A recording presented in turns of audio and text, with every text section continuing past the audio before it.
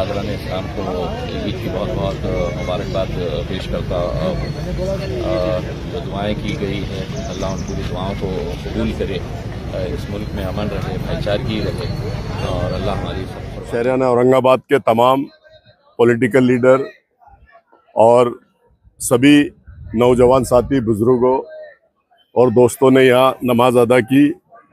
शहरियाना औरंगाबाद, मराठवाड़ा, महाराष्ट्र और पूरे ज़िले को मैं मेरी जानिब से, मेरी फैमिली की जानिब से मुबारकबाद दुआ की हमारी तरफ से सब तमाम देशवासियों को मुबारकबाद देता हूँ।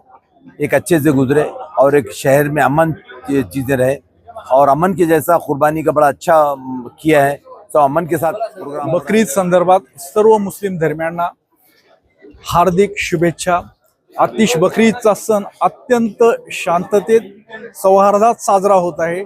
इतकी या ठिकाणी पब्लिक आलेली आहे, 20-25 हजार पब्लिक या ठिकाणी आलेले असेल, परंतु अत्यंत शांततेत हे सर्व लोक आले आणि शांततेत हे सर्व लोक गेलेले आहेत। खरोखर कौतुकास्पद आहे। कुठेही काही गडबड गोंधळ असा काही झालेला नाही। सर्व मुस्लिम बांधवांना बकरीदच्या परत एकदा डॉक्टर विवेक जाधव, प्रभारी अधिकारी, पुलिस स्टेशन छावनी। मैंने अभी 4 दिन पहले पुलिस स्टेशन छावनी का चार्ज लिया है। सभी मेरे भाइयों को आज के इस दिन ईद मुबारक। सभी लोग अच्छी तरह से छत्रपति संभाजीनगर पुलिस को सहकार्य करें। धन्यवाद।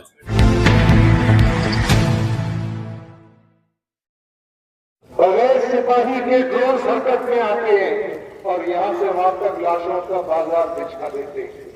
चूंकि आपके मेरे पास उम्मत मुस्लिमा के पास ये चीजें नहीं हैं, इसलिए इसकी बड़ी आलिमी बंदरा करके पड़े हैं। मौलाना के सामने जामुन तलाश उनके शागिर्द, मैं भी साइंस का स्टूडेंट हूँ, लेकिन मैं भी मौलाना का अपने आप को शागिर्द, बल्कि पूरे कुरान पर नजर हो। जहां आपसे कहा जाए वहां से कुरान सुनाना शुरू कर दें। अगर आप एक साइंसदान हैं, बेहतरीन जबरदस्त किस्म की साइंसी तहकीकात बरीजा समझकर दुनियावी काम करते थे। अबू रेहान अल-बैरूनी कहता कि हर इंसान पर वाजिब है कि वो अपने फन में महारत पैदा करे। कोई भी फन हुआ, चाहे आप वेल्डिंग करते हो, उसमें महारत पैदा कीजिए। ओलिवर ऑफ ब्रिटेनी लिखता है, जो मैंने सुना है आपको, लेकिन उसके अल्फाज सुनिए। सिर्फ फलकियात पर, एस्ट्रोनॉमी पर मुतरज्जिमीन और उनके मुसन्निफीन के नामों को शुमार करना है। अगर नामों को शुमार करना है तो एक दिन भी नाकाफी है। जो उसवा हजरत इब्राहिम अलैहिस्सलाम का उसवा था। कुरान पाक में 2 लोगों के बारे में कहा गया कि उनकी जिंदगी में तुम्हारे लिए बेहतरीन नमूना है। एक तो रसूल अरबी सल्लल्लाहु अलैहि वसल्लम के बारे में कहा गया, लक़द कान लकुम फी रसूल 1446 हिजरी मुताबिक 7 जून 2025 बरोज शनिचर ईद उल अज़हा का मुबारक दिन है।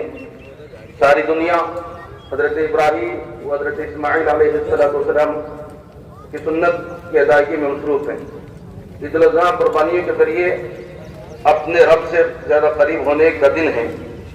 कुल जमाती विफाक महाराष्ट्र कमोबेश तमाम जमातों, तंजीमों, मसलकों, इदारों और अहम शख्सियात का मुत्तहिदा प्लेटफॉर्म है, जिनकी गहराइयों से ईद की मुबारकबाद पेश करता है। दर्ज झेल करारदादे हैं जिन्हें हाथ उठाकर और अल्लाह अकबर कहकर आप मंजूरी अता फरमाएं। पौने 2 साल के करीब हो गए हैं इसराइल फलस्तीन पर जुल्म जबर को जारी रखे हुए हैं। हजारों टन बारूद डालकर 70,000 से ज्यादा औरतों, बच्चों और मर्दों को शहीद कर दिया गया। तादाद है। हर रोज मासूम बच्चों और खवातीन की शहादत की खबरें आती हैं। इमदादी काम रोक दिया गया है, जिससे कहत से बुरी हालत हो गई है। हॉस्पिटल पनाह कर दिए गए हैं। इमरजेंसी दवाएं नदारद हैं। मसाजिद मिस्मार कर दी गई है। भूखों पर गोलियां चलाई जा रही हैं। इंटरनेशनल कोर्ट ऑफ जस्टिस ने इन तमाम उमूर को कौंसिल कुशी करार दिया है। इसराइल के वजीर आजम और आर्मी चीफ को इसका मुजरिम करार दिया गया है, लेकिन तमाम कवानीन को दरकिनार करके मगरबी दुनिया नस्ल कुशी के मुजरिमों को मदद फराहम कर रही है।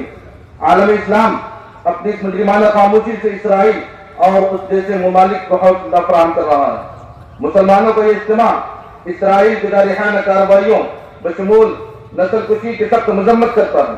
तमाम इंसाफ पसंद ममालिक बशमूल भारत से मुतालबा करता है कि जंग बंदी के सिलसिले में इक़दाम किए जाएं। ये इज्तिमा फलस्तीन को एक आज़ाद मुल्क देखना चाहता है, क्योंकि ये वाहिद हल है। दुनिया के तमाम इंसाफ अमन पसंद ममालिक व अफराद से मुतालबा करता है कि उसको मुआहिदा शफाफियत के साथ नाफिज किया जाए। आलम इस्लाम से इज्तिमा मुतालबा करता है कि अपने इख्तिलाफात को भुलाकर फलस्तीन को उसका जायज मुकाम दिलवाएं। जंग बंदी की कोशिशों को तेज रफ्तारी से अंजाम दें। इमदादी सरगर्मियों को मुदाखलत के बगैर जारी रखें। नीज मगरबी दुनिया बशमूल अमरीका पर दबाव डालें कि वो इसराइल की हिमायत व इमदाद से दस्तबरदार हो जाए। अल्लाहु अकबर, अल्लाहु अकबर, अल्लाहु अकबर।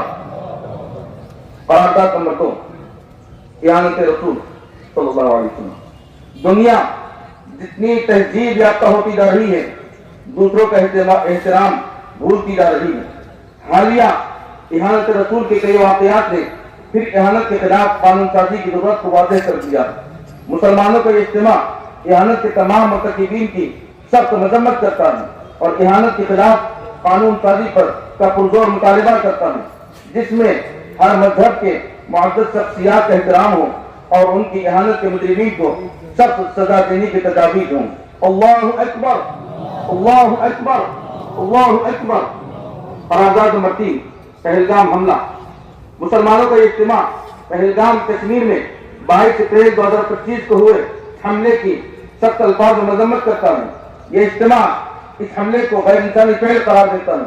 नीज इस्लाम की तालीमात में एक मासूम फर्द का कत्ल सारी इंसानियत का कत्ल है और एक फर्द को बचाना सारी इंसानियत को बचाना है। इस पर ईमान और यकीन रखता है। यह इज्तिमा इस ज़रूरी उसूल को सारी दुनिया में अमन व अमान की असास मानता है। नीज उसे हर शख्स को अपनाने की अपील करता है।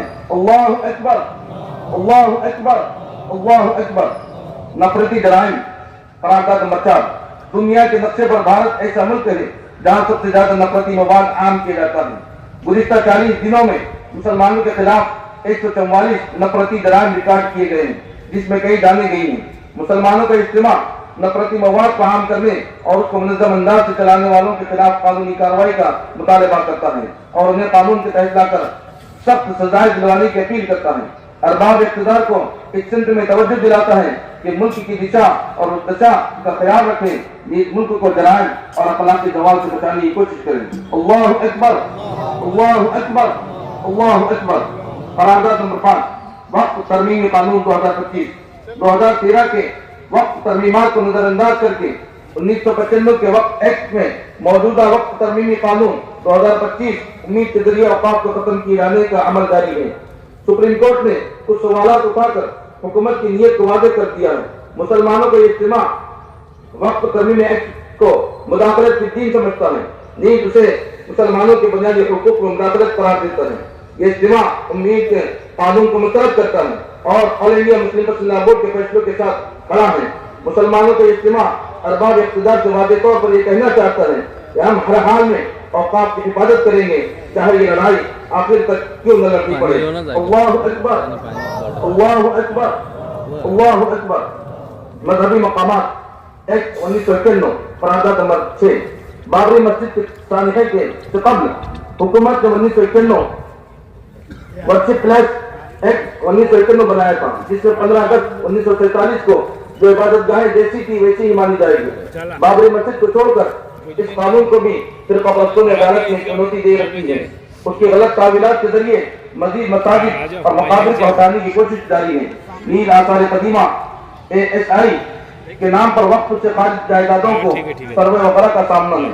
मुसलमानों का ये इज्तिमा हुकूमत से पुरजोर मुतालबा करता है कि वो वर्शिप पैलेस एक्ट 1991 को उसकी रूह और शफाफियत के साथ नाफिज करें, ताकि संभल की मस्जिद या नवाफी मस्जिद बनारस जैसी अदालती सूरत हाल पैदा न हो और हर मस्जिद के नीचे मंदिर को तोड़ने के अमल पर पाबंदी हो। अल्लाहु अकबर, अल्लाहु अकबर, अल्लाहु अकबर। करारदाद नंबर 7, नामों की तब्दीली। हुकूमत महाराष्ट्र ने औरंगाबाद, उस्मानाबाद और अहमदनगर के नामों को तब्दील कर दिया है। कुछ मामलात अदालत में अभी चल रहे हैं, लेकिन सरकारी तौर पर बड़ी उजलत में नामों को तब्दील किया जा रहा है। नामों के बदलने से तारीख नहीं बदलती और न तारीख के बदलने से हकीकत खत्म हो जाती है, बल्कि बार दफा मजीद रोशन होकर सामने आ जाती है। मुसलमानों का इज्तिमा हुकूमत महाराष्ट्र के तब्दीली नाम फैसलों की मजम्मत करता है और मुतालबा करता है कि माजी के नामों को यूं कर तो रखा जाए और नए इलाकों और शहरों को बचाकर उन्हें जदीद नाम दिए जाए। औरंगाबाद 2 म्युनिसिपल कॉर्पोरेशन में तब्दील किया जाए, एक कॉर्पोरेशन औरंगाबाद हो और दूसरी का नाम संभाजी नगर रखें। अल्लाहु अकबर, अल्लाहु अकबर, अल्लाहु अकबर। इत्तेहाद इत्तेफाक मुसलमानों का इज्तिमा अपील करता है कि जमातों, तंजीमों, मसलकों और इदारों से ऊपर उठकर उम्मत की हैसियत इख्तियार करें, आपस के इत्तेहाद और इत्तेफाक को रुसवा न करें, छोटे बड़े इख्तिलाफात को खत्म करके एक उम्मत होने का सबूत फराहम करें। मौजूदा हालात का वाहिद हल ये है कि हम सब मिलजुल कर उन मसाइल को इत्तेहाद और इत्तेफाक के साथ हल करने की कोशिश करें। अल्लाहु अकबर, अल्लाहु अकबर, अल्लाहु अकबर। अल्लाह हमारा हामी नासिर। वाक़िअ दावाना अल्हम्दुलिल्लाह। एक मिनट मैं भूल गया था, आज तरकीब भी भूल जाता। सलात ईद अल-अज़हा मअ 6 तकबीरात यरहमुकुमुल्लाह।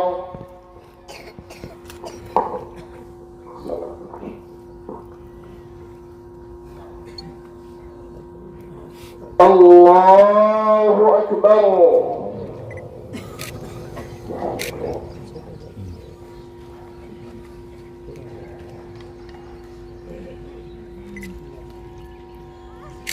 अल्लाहु अकबर।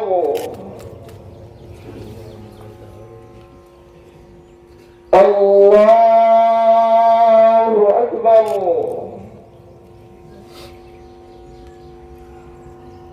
अल्लाहु अकबर। अल्हम्दुलिल्लाहि रब्बिल आलमीन अर्रहमानिर रहीम मालिकि यौमिद्दीन इय्याक नअबुदु व इय्याक नस्तईन इहदिनस सिरातल मुस्तकीम सिरातल लज़ीना अन'अमता अलैहिम गैरिल मग़्दूबि अलैहिम वलद्दाल्लीन।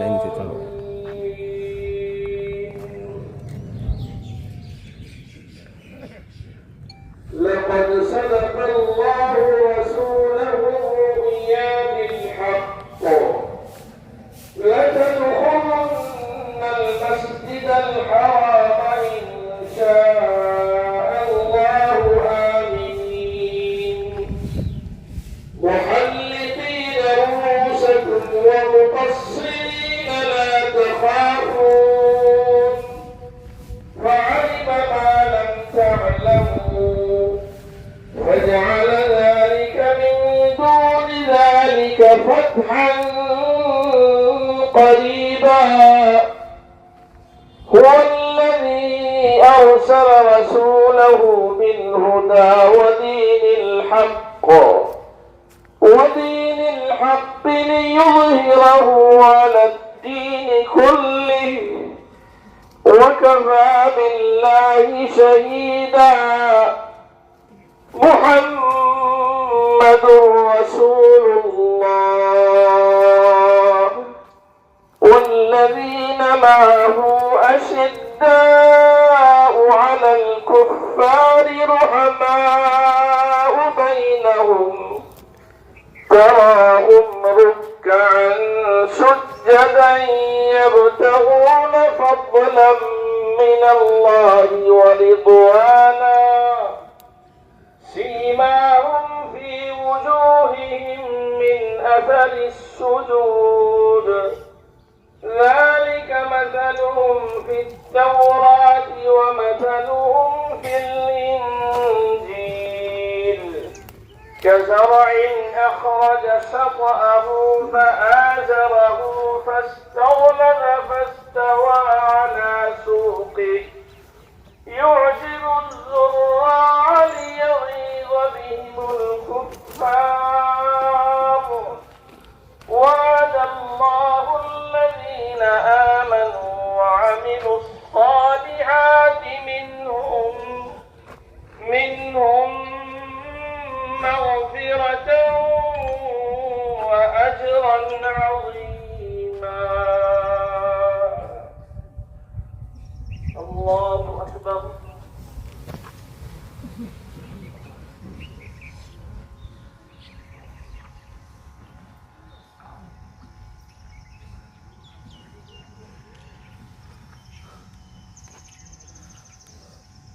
سمع الله لمن حمده.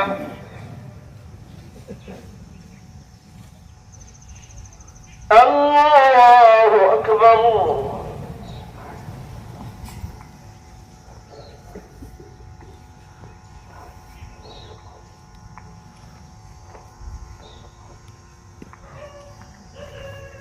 الله أكبر. الله أكبر.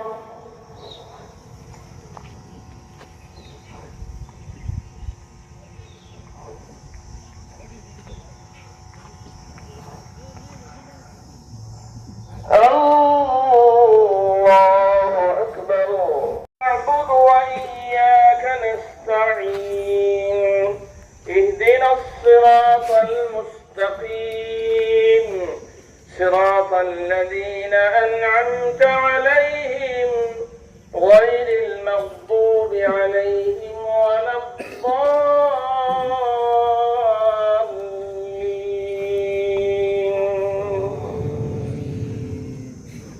يريدون ليطفئوا نور الله بأفواههم والله متم نوره ولو كره الكافرون.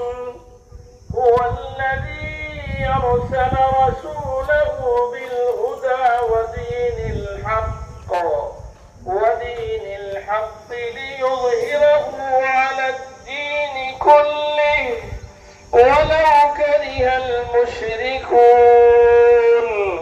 يا أيها الذين آمنوا هل أدلكم على تجارة تنجيكم من عذاب أليم تؤمنون بالله ورسوله وتجاهدون في سبيل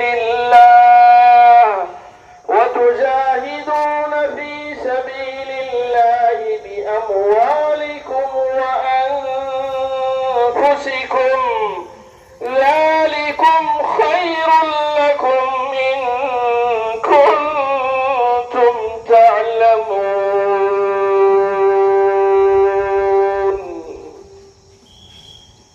الله أكبر.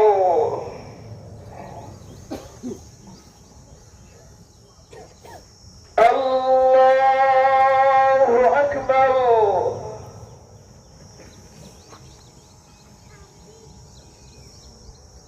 الله أكبر. الله أكبر.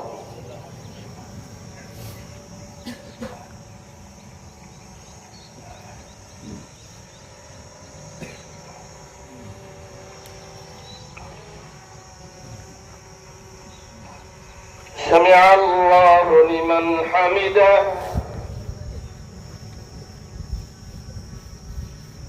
الله أكبر.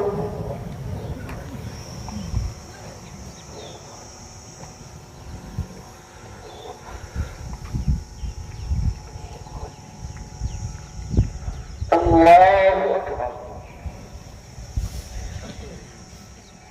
الله أكبر.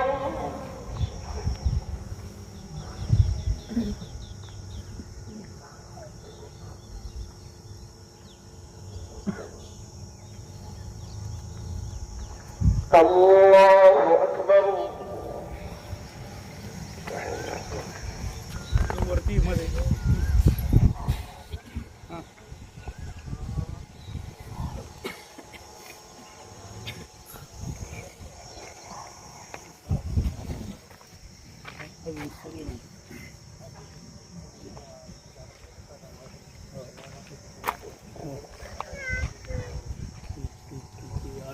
ला सुरू झाले 8:50ला सुरू झाले. السلام عليكم ورحمة الله. السلام عليكم ورحمة الله. الله أكبر. الله أكبر. لا إله إلا الله.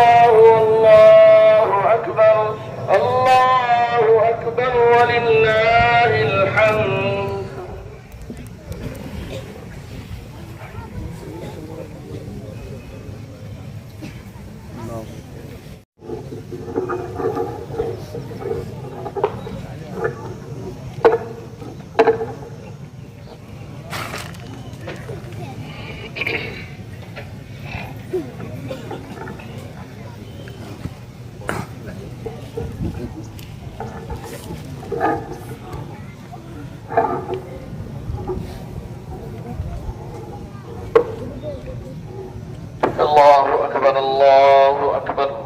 لا إله إلا الله والله أكبر. الله أكبر ولله الحمد. الله أكبر. الله أكبر. لا إله إلا الله والله أكبر. الله أكبر ولله الحمد.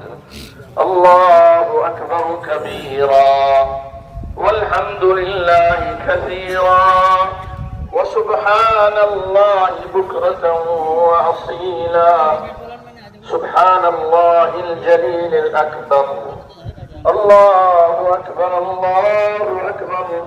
لا إله إلا الله والله أكبر. الله أكبر ولله الحمد.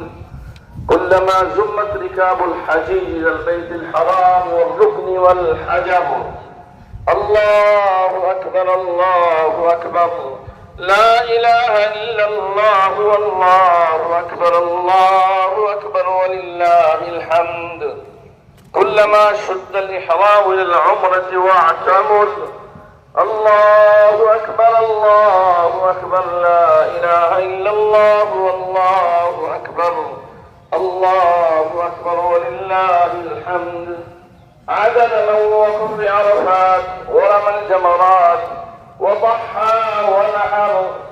الله أكبر. الله أكبر. لا إله إلا الله والله أكبر. الله أكبر ولله الحمد. عدد من طاف بالكعبة والركن والحجر. الله أكبر. الله أكبر. لا إله إلا الله والله أكبر. الله أكبر ولله الحمد. عدد حسنات أبي بكر وعمر وعثمان وعلي الحيدر. الله أكبر. الله أكبر. لا إله إلا الله والله أكبر. الله أكبر ولله الحمد. ما خاب عبد استغاث بربه واستنصر. الحمد لله الذي أعاد علينا عوائد فضله التي تعود في كل عام ويتكرر وزكى أبدان. محمد وعلى آل محمد كما باركت على إبراهيم وعلى آل إبراهيم إنك حميد مجيد. ربنا آتنا في الدنيا حسنة وفي الآخرة حسنة وقنا عذاب النار. ربنا ظلمنا أنفسنا وإن لم تغفر لنا وترحمنا لنكونن من الخاسرين. ربنا لا تزغ قلوبنا بعد إذ هديتنا وهب لنا من لدنك رحمة إنك أنت الوهاب. ربنا لا تؤاخذنا إن نسينا أو أخطأنا. ربنا ولا تحمل علينا إصرا كما حملته على الذين من قبلنا. ربنا ولا تحملنا ما لا طاقة لنا به واعف عنا واغفر لنا وارحمنا. أنت مولانا فانصرنا على القوم الكافرين. اللهم أعز الإسلام والمسلمين واخذل أعداءهم اليهود والنصارى والمشركين. اللهم شتت شملهم وخالف بين كلمتهم وامحو آثارهم وأنزل بهم بأسك الذي لا ترده عن القوم المجرمين. اللهم إنا نجعلك في نحورهم ونعوذ بك من شرورهم. ربنا هب لنا من أزواجنا وذرياتنا قرة أعين واجعلنا للمتقين إماما. ربنا اغفر لنا ذنوبنا وإسرافنا في أمرنا وثبت أقدامنا وانصرنا على القوم الكافرين. ربنا اغفر لنا ولإخواننا الذين سبقونا بالإيمان ولا تجعل في قلوبنا غلا للذين آمنوا. ربنا إنك رؤوف رحيم. ربنا تقبل منا إنك أنت السميع العليم وتب علينا إنك أنت التواب الرحيم. إن الله وملائكته يصلون على النبي يا أيها الذين آمنوا صلوا عليه وسلموا تسليما. اللهم صل على محمد وعلى آل محمد كما صليت على إبراهيم وعلى آل إبراهيم إنك حميد مجيد. سبحان ربك رب العزة عما يصفون.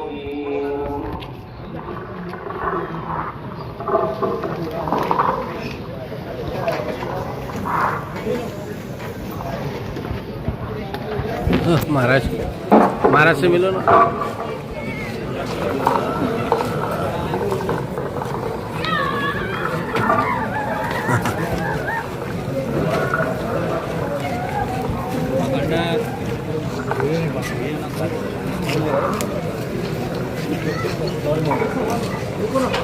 अस्सलामुअलैकुम वरहमतुल्लाहि वबरकातुहू। बिरादरान इस्लाम को ईद उल अज़हा की पुरखुलूस मुबारकबाद के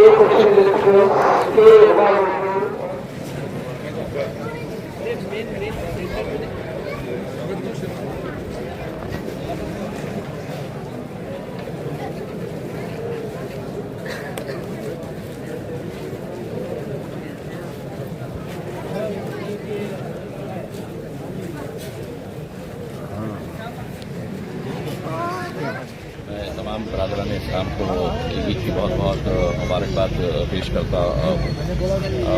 जो दुआएं की गई हैं अल्लाह उन पूरी दुआओं को कबूल करे, इस मुल्क में अमन रहे, भाईचारगी रहे और अल्लाह हमारी सब कुर्बानियों को कबूल करे। मोहम्मद अब्दुल अजहर ईदगाह कमेटी मेंबर।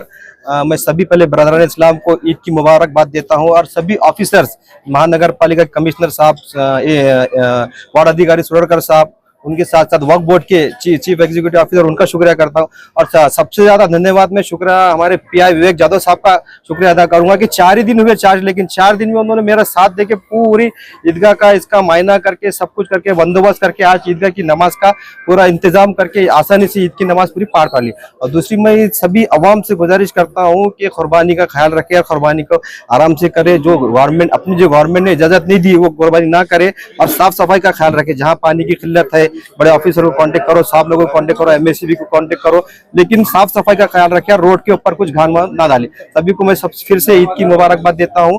आज ईद उल अज़हा की नमाज ईदगाह में अदा हुई।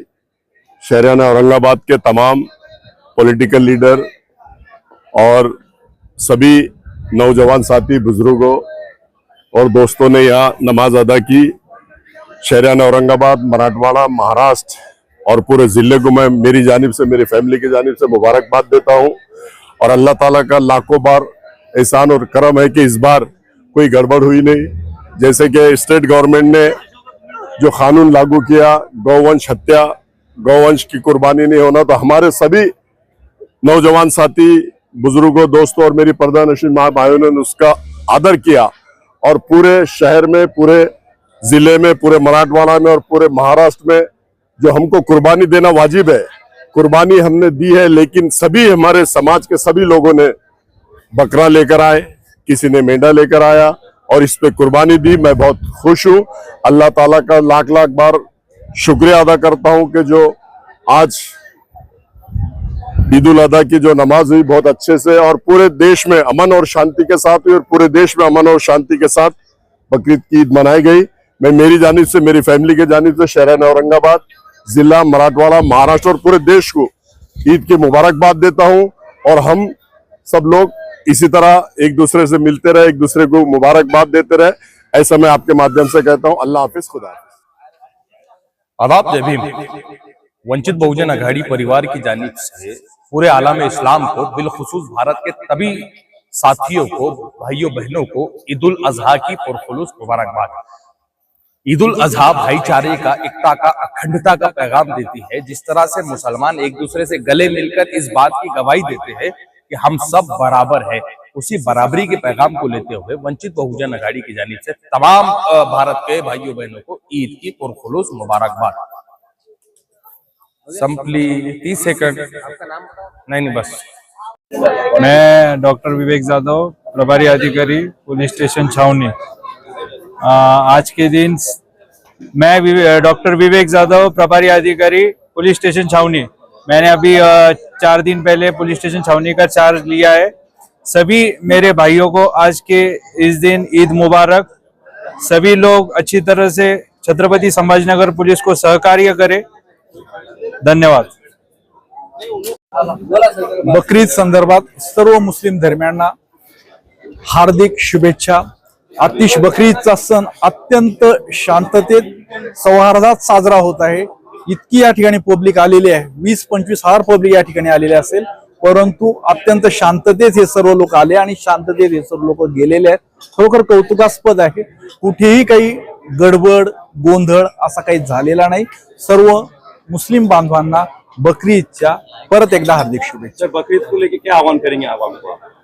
बकरी ईदच्या संदर्भात असं आवाहन प्रशासनातर्फे करण्यात येईल की कृपया शासनाने जे प्रतिबंधित केलेले जनावरे आहेत त्यांना कृपया त्याची कुर्बानी करू नये. कुर्बानी करावायची असेल तर जे आपले शासकीय स्लॉटर हाऊस आहेत त्या ठिकाणी कुर्बानी करावी. स्वच्छता साफसफाई पाळावी. मुस्लिम बकरी ईदचा सण अत्यंत शांततेत साजरा करावा आणि इतर धर्मियांना देखील त्यांच्या भावना दुखावणार नाहीत याची दक्षता घ्यावी. परत एकदा हार्दिक शुभेच्छा. नुमान आ जाओ. ये बोलिए, ईद को लेके आप क्या कहना चाहेंगे सर? भाई ईद को लेके है कि भाई आज मैं ईद उल जुहा की हमारे तरफ से सब तमाम देशवासियों को मुबारकबाद देता हूँ. एक अच्छे से गुजरे और एक शहर में अमन चीजें रहे और अमन के जैसा कुर्बानी का बड़ा अच्छा किया है. तो अमन के साथ प्रोग्राम हो रहा है, लेकिन जैसा हम लोगों के साथ प्यार करते हैं हमारे साथ भी लोग प्यार करें, बस हमारी ये उम्मीद है. हम लोगों को तो प्यार बांटते लेकिन लोग हमको भी प्यार बांटे, बस ये हमारी ख्वाहिश है. और बड़ा हम तमाम को ईद की मुबारकबाद देते हैं और आपस में भाईचारा और बच्चों को तालीम दो, दीनी दुनियावी तालीम दो तो हम तरक्की करेंगे. बस मेरी ख्वाहिश है कि बच्चों को लिखाओ पढ़ाओ और दीनी दुनियावी तालीम, और झूठी अफवाहों पे ख्याल ना दे. हम अफवाह पे बहुत भरोसा, अफवाह पे ध्यान ना दे. बस इतनी मेरी ख्वाहिश है. अल्लाह हाफ़िज़.